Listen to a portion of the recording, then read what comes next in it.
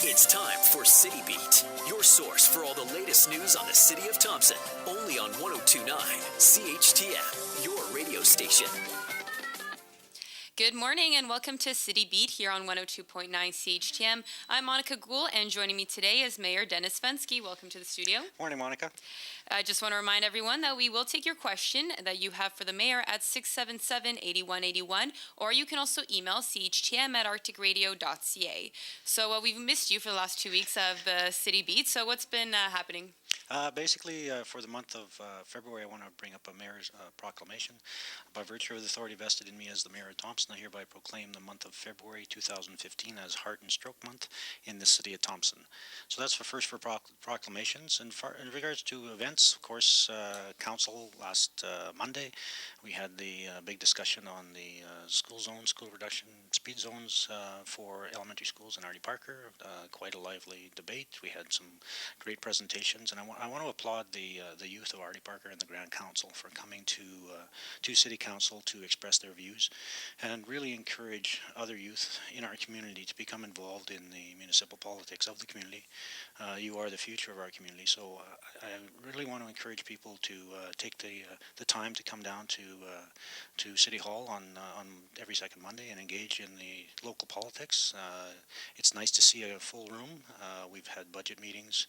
We have a budget of $29 million, and we've had budget meetings open to the public and had 2 and 3 people show up. So the full room is exciting. It encourages debate, which I fully support and endorse.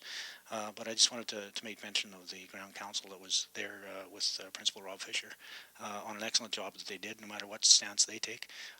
The fact that they were there presenting on behalf of the youth of Thompson was great. Yeah, and as you said, it was a bit of a lively debate in regards to the school zone speed limit bylaw. And so, many issues and concerns were pointed out, one being whether there were sort of traffic experts, for lack of a better word, consulted. Did the city ever consult any outside sources when it came to changing the bylaw? Well, I think the discussion that took place when you talk about experts, we had the RCMP input from their perspective. We consider them experts. We had input from the school district of Mr. Lake. They would be expert in their field. Did we do a traffic count? No, we didn't. Did other communities do traffic counts? No, they didn't. Basically, it's basic research in regards to what other communities are doing, and from day one, when the legislation was brought in, we understood that there would be discussion and that there would probably be some halfway point or give and take in regards to get to the end of the line as far as what the final bylaw would look like. That's happened, and I encouraged that debate. So from a study perspective, did we engineer this thing to death? No, we didn't. But I think there's a fairly significant amount of common sense that take place, and to date, I think the discussions on both sides have been reasonable. And at the end of the day, we'll come to a decision by a democratic vote of council, and have a bylaw in place to adjust. And so, yeah, as you mentioned, there will be a vote. So the second reading got passed, and now the third reading is going to be happening during council's next meeting? Yes, so that's the process for changing the bylaw. We have 3 readings. We have the power to have 1 reading in one meeting and a second and third meeting in a subsequent meeting. We've chosen, because this is a highly discussed event in our community, that we would spread it out over 3 separate communities, give the general public lots of opportunity for both for and against any changes to have that opportunity to speak in front of council, and like I say, with the full rooms and the presentations that have been made, that's been happening. So the third reading happens at the next council meeting, which is a week Monday, where there will be debate, and there'll be a third and final reading and the final decision on where we go with the bylaw. Now, just to clarify, is that meeting happening on the Monday or the Tuesday, because there's the holiday? Or sorry, good call. It is a holiday, the Family Day holiday for February in Manitoba. So the regular meeting will be held on Tuesday. Again, same time, same location, but it's on Tuesday. So make note in your calendars. It's Tuesday, not Monday. Thanks for the update. Yeah, perfect. Now, you also last week, I believe, you were at the MBiz breakfast event. Can you talk a bit about what exactly the event is? That's a great event. The Manitoba Chamber of Commerce sponsors these MBiz events every month, and they have sponsors and guest speakers. We were fortunate that Valet has a table at the or a seat at the table at these events, and so Ryan Land, on behalf of LA, offered it to the city of Thompson. So I was part of the head table doing presentations, and I got 5 or 6 minutes to talk about Thompson and community place branding and what's happening in Thompson, things like that. The guest speaker was Tom Rennie from Hockey Manitoba, or Hockey Canada. He's the CEO of Hockey Canada and former NHL hockey coach. And it is the 100th anniversary of Hockey Manitoba, so there was a hockey theme throughout the breakfast. But it was an excellent opportunity, and again, I want to thank the Manitoba Chambers of Commerce and Valet for providing that opportunity for us to promote Thompson to Southern Manitoba and business leaders in Winnipeg, talking about the economic potential in Thompson, and that there is opportunity for investment in our community, and we're looking for help in those investment streams. So I think overall it was very well attended. About 125 business people in the room, and very well received. And so, yeah, I was going to ask, what sort of response, I guess, did you get from those who attended when you sort of talked about Thompson's new identity and branding? I actually got some very good comments. People liked the logo, the rollout of it. We had some T-shirts to give away. In fact, we had some regional managers of companies that are coming north this week compliment us on us, and we're actually setting up some meetings this week to discuss. But overall, a good response from the community place branding strategy, as well as the opportunity that people weren't quite aware of what's happening economically in Thompson. We're 750 kilometers away from Winnipeg, and we tend to not be forgotten, but not thought of as a first thought of business investment. So we're improving those communications and making it aware that in the business community of Manitoba that we are open for business, and we have a great opportunity up here. Okay. Now I want to remind listeners that we will take your questions at 677-8181, or you can also email CHTM@arcticradio.ca. Now, during the recent council meeting, the province got back to the city in regards to waiving of the income assistance contribution, and the province has denied the city's request. Can you give us a sort of backstory on what exactly the city is asking from the province? Yeah, basically we have an annual bill from the province for $161,000 for this contribution, and the service that's provided on behalf of the province to residents of Thompson.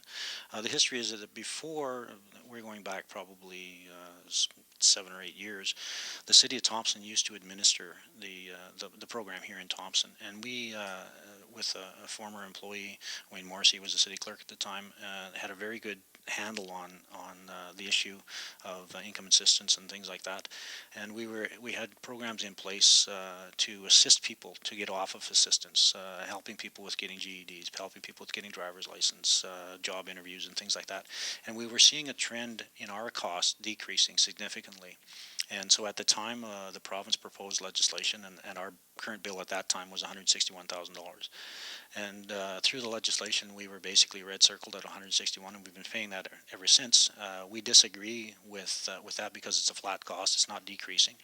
And we're not happy with that when we owned the program, we were decreasing our costs on an annual basis, and we're continuing to.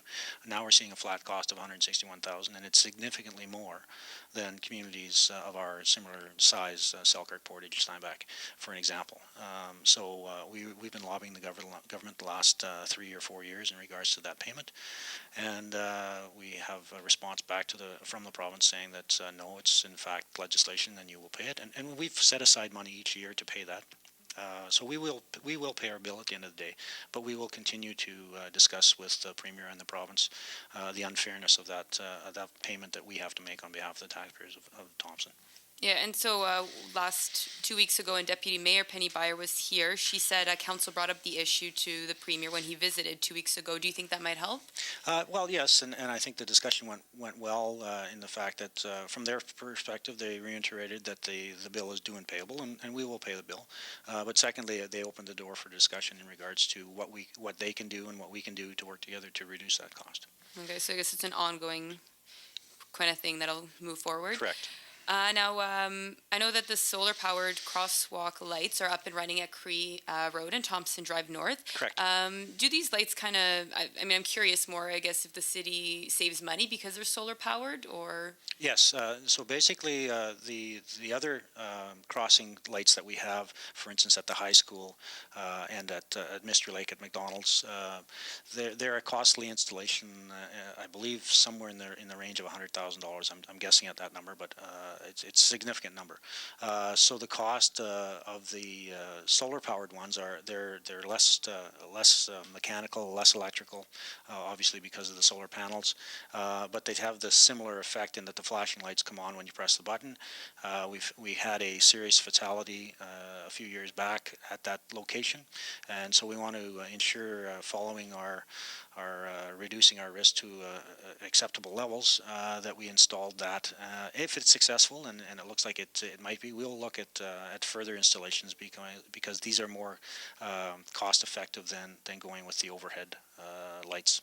Perfect. Now, to wrap things up, what's coming around the city this week? Oh, it's a big month for the community.